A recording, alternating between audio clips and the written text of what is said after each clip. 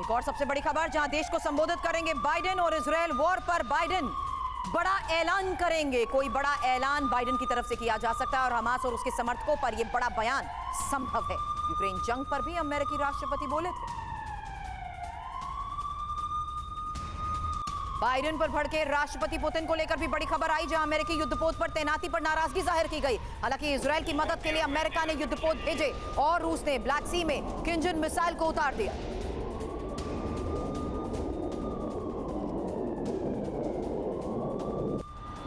Gaza पर चीन में भी हलचल तेज होती जा रही है। मिस्र के पीएम से जिनपिंग की मुलाकात को लेकर बड़ी खबर आई, जहां चीन दौरे पर मिस्र के पीएम मुस्तफा मेरबोली हैं और गाजा पर मिस्र की भूमिका बहुत अहम हो जाती है।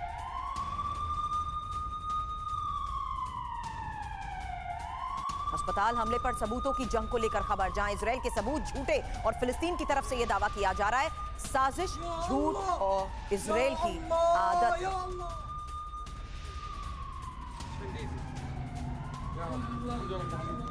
और 12 दिन बाद गाजा के लिए राहत की खबर, आम फिलिस्तीनियों के लिए मानवीय गलियारा खोलेगा। शुक्रवार को खोला जाएगा मिस्र और गाजा का राफा बॉर्डर के पास जरूरी सामान से भरे 200 ट्रक भी तैयार हैं। अभी सिर्फ 20 ट्रकों को ही इजाजत दी गई है। आपको बता दें 3000 टन मदद तैयार है। जिनेवा में फिलिस्तीन के समर्थन में प्रदर्शन को लेकर अगली बड़ी खबर, अमेरिकी राजदूत के विरोध में पीठ दिखाई गई। यूएन ह्यूमन राइट कमेटी की बैठक में हंगामे की यह तस्वीर देखिए। बैठक में शामिल लोगों ने मुंह मोड़कर विरोध जताया।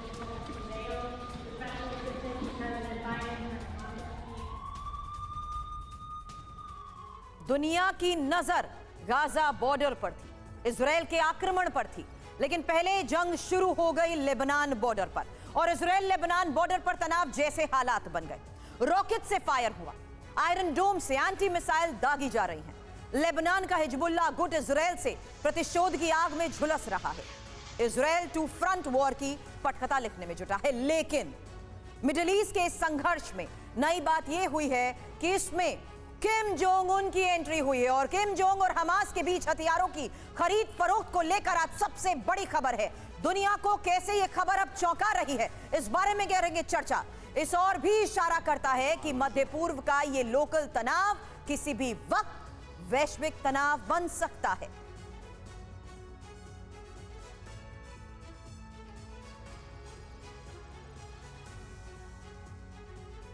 तो आज की ये सबसे बड़ी खबर है, जहां इजरायल हमास फिलिस्तीन के ट्रायंगल में एक और एंगल जुड़ा है और ये ऐसा एंगल है जिसने पूरी दुनिया को चौंका दिया है। मिडिल ईस्ट के टकराव में किम जोंग उन की एंट्री नजर आ रही है। इजरायल हमले को लेकर ये सबसे बड़ा दावा, जहां हमास की मदद में जुटा है नॉर्थ कोरिया। हमले में नॉर्थ कोरिया के हथियारों के इस्तेमाल को लेकर किए जा रहे हैं बड़े दावे। हमास के लड़ाकों को नॉर्थ कोरिया ने बकायदा ट्रेनिंग दी है।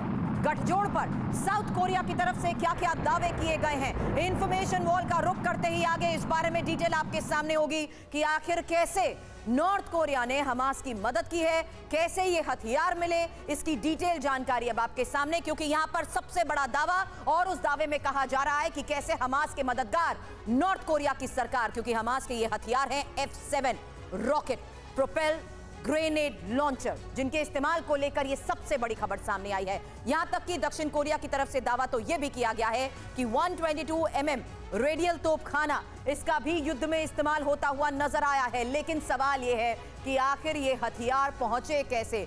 नॉर्थ कोरिया के ये हथियार, ये वो हथियार है जो नॉर्थ कोरिया में बने हैं, लेकिन हमास तक ये पहुंचे कैसे हैं?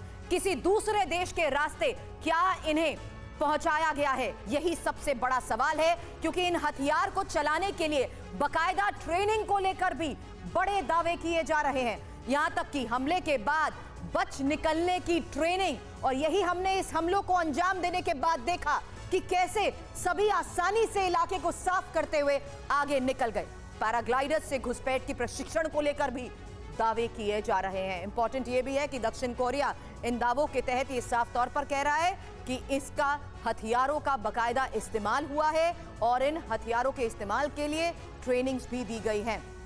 जिस नॉर्थ कोरिया का इस्तेमाल किया जा रहा है, जो हथियार यहां पर भेजे गए हैं, वो हथियार कौन कौन से हैं, क्योंकि वो हथियार हैं जहां हमास लड़ाकों के हाथों में, ये तस्वीर देखिए, वो हथियार नजर आ रहे हैं। ये 7 रॉकेट प्रोपेल्ड ग्रेनेड लॉन्चर हैं जो इनके हाथ में नजर आ रहे हैं। ये देखिए, ये वो तस्वीर है हमास के उन लड़ाकों की जिनके हाथों में ये रॉकेट लॉन्चर है, और दावा ये किया जा रहा है कि ये 7 रॉकेट प्रोपेल्ड ग्रेनेड लॉन्चर है जिसे नॉर्थ कोरिया में RPG-7 लॉन्चर के नाम से जाना जाता है। इस तस्वीर को हो सके तो थोड़ा ऊपर करिए, ये देखिए, और यही वो हथियार हैं जिन्हें नॉर्थ कोरिया में RPG-7 लॉन्चर के नाम से जाना जाता है, और ये लॉन्चर नजर आ रहे हैं हमास के लड़ाकों के हाथों में। ये हमले के उस वक्त की तस्वीर है जहां हथियार लहराते हुए उस इलाके में दबदबा कायम करने का दावा ये हमास के लड़ाके कर रहे थे। ये वो 7 रॉकेट प्रोपेल्ड ग्रेनेड लॉन्चर है जिसका इस्तेमाल हमास के लड़ाकों ने युद्ध में किया है। उत्तर कोरिया में बने 22 mm मल्टीपल रॉकेट लॉन्चर भी हमास लड़ाकों के हाथों में देखे गए हैं। हालांकि दक्षिण कोरिया के आरोपों पर नॉर्थ कोरिया की तरफ से क्या कहा गया, अब ये भी जान लीजिए। नॉर्थ कोरिया की तरफ से इसको लेकर जवाब सामने आया। नॉर्थ कोरिया ने आरोपों को बेबुनियाद बताया है।